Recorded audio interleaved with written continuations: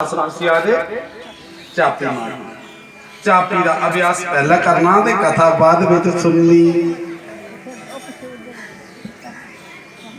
चापी मारी उसे सुखासन सुखासन पद्मासन चापियां दो अवस्था में फिर ध्यान मुद्रा में बोना और मन की एकाग्र करना अपना पूरा ध्यान भगवान की चरने में लाई लेना। ਉਹਦਾ एक जगह ध्यान लाई लेना जिंदा भगवान बाकी देखा ना तो भगवान के रूप बाकी देखने लगे हो और अपना ध्यान पूरा इतना ले जाओ और फिर भगवान की कथा सुनो। ये नहीं है कि कदे तुम इधर दिखा दो कदे उधर दिखा दो कदे उधर दिखा दो कदे उधर दिखा दो फिर ध्यान देखो मैं तुम्हें कथा सुना दा ना मैं कोई किताब नहीं रखी दी है भागवत जी ने इतने बैठे थे तुमने लेकिन भागवत मेरा अंदर विराजमान है क्योंकि मैं ध्यान में कथा सुना गल्लां तुंदे कन्नै कराना असां दा तुंदे कन्नै लेकिन ध्यान इत्थै कि भागवत के द्वितीय स्कंद में मुनि सुखदेव जी सुना करते हे राजा सर्वप्रथम इंसान भी ध्यान रखना क्योंकि ज्ञान की प्राप्ति ओला होंगी जो ध्यान होया जुदा ध्यान कथा रखी नहीं हुआ उसे ज्ञान नहीं मिलता इसलिए ध्यान रोटी बना रही हो माता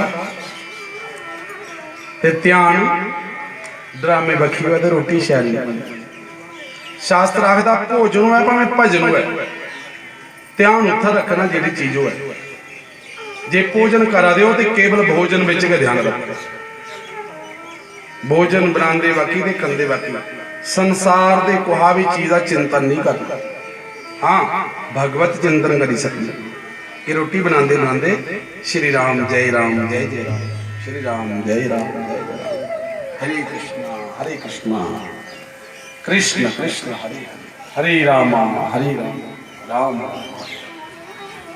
तुस ध्यान भगवान का करिए भोजन बना के और जो लो तुस कड़छी फिर के ना तो भोजन नहीं बनना वो प्रसाद बनना अमृत बनना और यदि जितना ध्यान ड्रामे बखी है और तो रोटी बनाने बैठे तो तोड़ तोड़ करो बने इमी जान जी दिखा ड्रामे इसका मतलब तुम्हारा ध्यान ड्रामे बखी है भोजन में नहीं और शास्त्र में लिखे है ऐसा भोजन देखो भोजन की पद्धतियां भी बड़िया सुंदर साढ़े सनातन भोजन की जड़ियां पद्धतियां भी सनातन में बड़िया अच्छी भोजन का पहला गिलास गौ की दिता जाता है ना पहला गौ और लास्ट कुत्ते सारे जीव का भी कल्याण सारा सनातन बनता है। भोजन करने का ठीक अद्धे घंटे बाद आदमी भी जल पीना चाहिए और भोजन में ध्यान करना चाहिए।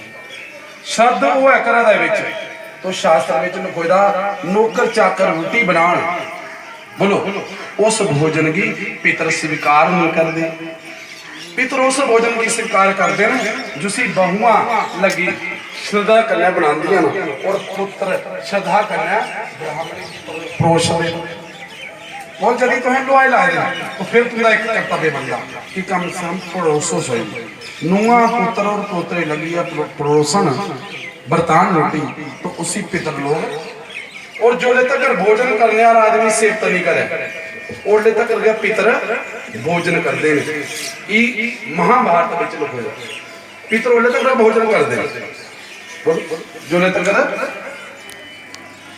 सेवता नहीं करता कोई ब्राह्मण जो ब्राह्मण आहा आनंद आई और यदि ऐसा भाव आई कि ब्राह्मण सेवत करे रोटी की तो पितर उस भोजन भी कर देंगे।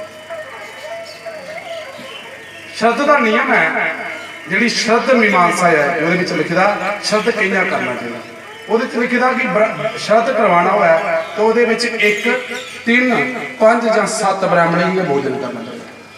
ये नहीं है पूरा पिंड इकट्ठा करिए ताम की आख्या आए जी श्राद्ध किया श्रद्धा का अर्थ है 1 3 5 7 क्यों अधिक कर के तो तुंदे अहंकार पैदा होना अगे एक कथा नहीं वो तो दक्ष प्रजापति की कथा दक्ष प्रजापति की मुंडी बड़ोई यज्ञ के विधान वो बंद तो अन्न सदैव सात्विक खाओ। सात्विक अन्न कोला बंदा कि भोजन बनाने वाला कैसा जे नौकर लगेगा उन्हें कैसी भावना में बनाया। लेकिन पुत्र की रोटी खिलानी या पति की खिलानी तो श्रद्धा करना खिलानी। पहले समय में स्त्रियां जो रोटी बनाई घर बारह आंदा हा तो उनके पैर हथ धोइए फिर उन्हें एक बाल दी चौकी पर रोटी देनी और फिर उनके कोल पखी झोलनी। सनातन संस्कृति आई है। अजकल तो इे होंगे भाई ये पेरी को खाई लो भाई है।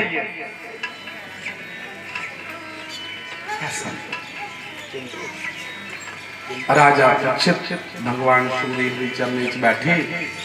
सुखदेव जी ने राजा परीक्षित जी भागवत दे विच भगवान के 24 अवतार का वर्णन किया।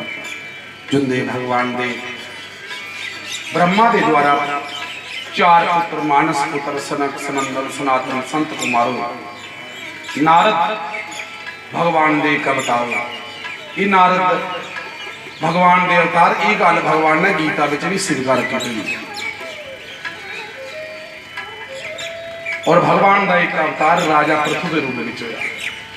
कपिल अवतार, नरसिंह अवतार, वराह अवतार, कश्यप अवतार, राम अवतार, कृष्ण अवतार, ब्रहा अवतार, 24 भगवान के मुख्य अवतार हो। जो प्रसंग भी तो संगी अगे सुनो।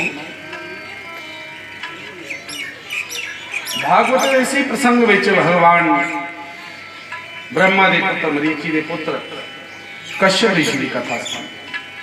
कश्यप ऋषि ने दक्ष प्रजापति की 13 कुड़ियों ने विवाह किया। उस दक्ष प्रजापति की एक पत्नी ही। एक समय की गल है कि कश्यप ऋषि भजन करा करते ही संध्या और जिस जब संध्या करा करते ही पूजा करते। ब्राह्मण का कर्म किया संध्या करना। जेड़ा ब्राह्मण नित्य संध्या करता है इस पृथ्वी की हीरे कना और जोहराते कना और रत्ने कना भरी है। यदि दान दे दिता जा तो ब्राह्मण इन्ना है जियां अग्नि बल लगी है तो ਉਹਦੇ ਵਿੱਚ ओती पाई दो तो उसी भस्म कर दी। अर्थात अग्नि जिहड़ी है उसी खाई जाती है पचाई जाती है। इंज है जेड़ा ब्राह्मण गायत्री का जाप करता उसी दित्ते का दान दाता की लख गुना फल देता और लैने वाले की दोष नहीं लगता। इसलिए लिखिता बहुतों की प्रोति करने वाला प्रोताचारी करने वाला गधा होता है। मदे प्रोताचारी करो गधा बनिया होगा और भाई ओदे वास्ते आख्या ये भगवान विष्णु ने सुनाए दा मैं नहीं सुना करता मेरा भी सड़ा मुंह है थे बैठे बचन सारे शास्त्र। बहुतों की प्रोति करने करना आदमी गधा इसलिए बन जाता कि बहुत दान लाओ लेकिन भजन नहीं करो तो दान बचता नहीं। इसलिए दान लेना सीखो तो दान देना भी सीखो। जिला तुस कुदा बच्चे वास्ते कपड़े लैन जाने हो तो शोरूम जाने और उतना तुस आखना कि जिन्हें कपड़े लाता साड़ा बच्चा नहीं ले दे तो उसे कार्ड कटिए दस दिया। लेकिन भगवान की जब दान का समय जो ला दिखने तो अस अपना बटुआ दिखने वो दिखने कि सब निक्का नोट केड़ा है जिहड़ा है इतना देना। क्योंकि भगवान की अर्पित करते बाकी सारा दिन निक्का ही होंदा। लेकिन दानी कोई जिहड़ा हुंदा उन निक्के दिल दा नहीं हुंदा। याद रखियो जननी जने तो भक्त जन जा दाता जा शूर नहीं ते जननी बांझ भली काहे गवाई मारी। एक मां के गर्भ विच जदी जन्म हुआ कुहाड़ा ते पहला वो भक्त होना चाहिए। क्योंकि भक्ति दे प्रताप करना भी जिस कोल विच कोई भक्त पुत्र पैदा नहीं हुंदा 21 पीढ़ियां अपनियां नरक विच कड्डियां स्वर्ग छड्डदा है एक पुत्र होने कन्नै। केवल उस कोल विच जन्म लेने कन्नै 21 पीढ़ियां तारी हुंदा है। और यदि साधु नहीं बनी सकिया भरत नहीं बनी सकिया तो फिर दानी बनना सीखो। राजा करण है जिहड़ा कुंती दा पुत्र हा इंद्र भगवान सामने आई गई आखने कवच कुंडल वो कवच केड़ा हा जुसी भगवान विष्णु दा नारायण दा जिहड़ा सुदर्शन चक्र हा वो भी उसी के नहीं करी सकता। बोलो बेटी नहीं सकता कर्ण कदे नहीं मारी सकता। लेकिन दानी हर स्थिति च दानी हुंदा है। ਕਰਨ की पता है सामने ब्राह्मण का रूप धारण करने वाला कोई और नहीं है, इंद्र है। लेकिन जो आया वो कोला तो उन्हें अपने कब्ज भी तरोड़े और अपना कब्ज तरोड़िया चीरी है पूरा तो उसी दे दिया। इंद्र ने आख्या मंग के, उन्हें आख्या क्या ही गल करो मंगण मेरे को आखर नहीं मंग के जे तू मेरे को मंगी लिया तो मैं तेरे को मंगी रहा हूं तो फिर देने का मंग। अजकल तो यू हिसाब है दान देते का लोग ही लेंगे। वह बंदे ने गो रखी, गो नहीं सूबा दी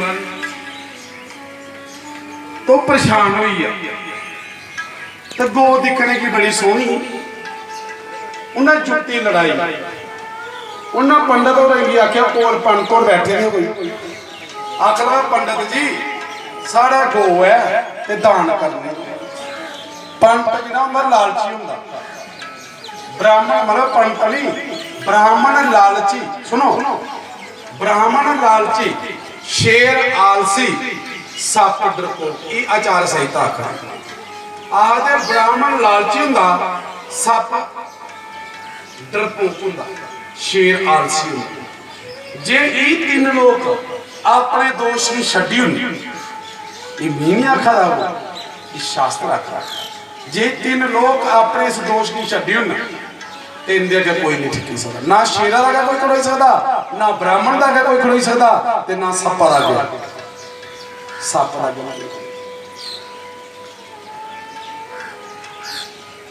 उन्हें ब्राह्मण ने जो गो दिखी दे ब्राह्मण लालची हो गया, गो ते बड़ी शैल हूँ गो तो शैल ही दिखने लेकिन बीचक का नहीं पता भी बीचक है।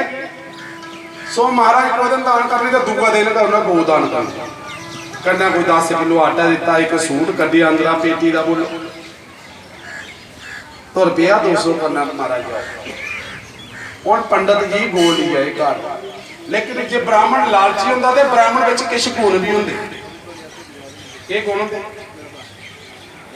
ब्राह्मण ब्रह्म जानाति ब्रह्म, ब्राह्मण कौन है जिहड़ा परमात्मा की जानता है। ब्राह्मण की पता लग गया कि गो ते सुनदी के नहीं है ते जट्टा ने मेरी किने दित्ती बोलो भाई चल जी सुखी सेवा कर। हुण जट्टे नाल सेवा सियाली, ब्राह्मण ने की सेवा कर रही कहा भी एक बारी पाई गया दूसरी बारी नहीं पिया। भगवान की कृपा ही गो सूई गई, जो गो सूई गई ते ब्राह्मण दुध चोई चोई है, दुध नहीं मुक्के, एक बारी चोया, दूई बारी चोया, त्रै बारी, चार बारी चोया, दुध नहीं मुकनी। ये बड़ी बड़िया जड़ियां भरी भरी बाल्टियां दे ते कोल गए जट्टा का घर जो दान दे वो जो घर दुध लगा लैन तो तुसीं पता जानी कहानी ते अद्धा किलो दुद्धा च पा पानी, लोग जितना दुध देंगे इन्ना पानी मारते वो मोयो नहीं दे दुद्धा फिर दुध पाओ के पानी पाना वो अगे का पानी होंगे। भाई दुधा में पानी पाना बड़ा पाप है। सत्संग सुनने का क्या फायदा जी को आकर दुधा ही पानी पाई जाए। कौन कौन पांदा भाई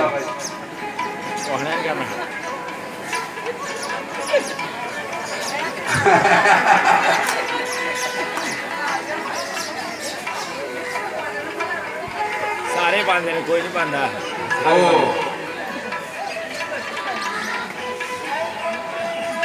जो ले दुध चोई चोई लिया ते क्यों होया भला जट्टा की होर फिर खराब ही। हूँ दान देखो दान कि'यां लै ओह्दी भी कोई विधि है। जियां तुसें पता होना कि जमीन दान करो तो उसी गैर आखदे। मंदिर की जमीन देखी भी है उसी क्या आखदे गैर लगे। गैर उर्दू का लफ्ज है। आदमी ये गैर है हमारा। हुण गैर शब्द का मतलब ये है, आदमी तू गैर आदमी है, मतलब वो सारा कोई लेना देना नहीं। गैर का मतलब जो दान दे दो तो सारा कोई लेना देना। दान ऐसा दियो सज्जे हथा ने दिता खब्बे की पता नहीं लगिया, बाबा ने दिता पुत्रा की पता नहीं लगिया। लेकिन गो दईए चुंब फड़ी लो तो नहीं दान देना तो व्यर्थ दान है। आख्या जा भाई जट्टा के कोठे पर नचो जी है। ब्राह्मण के कोठे पर, ब्राह्मण का कोठा जो बेचारे का कच्चा।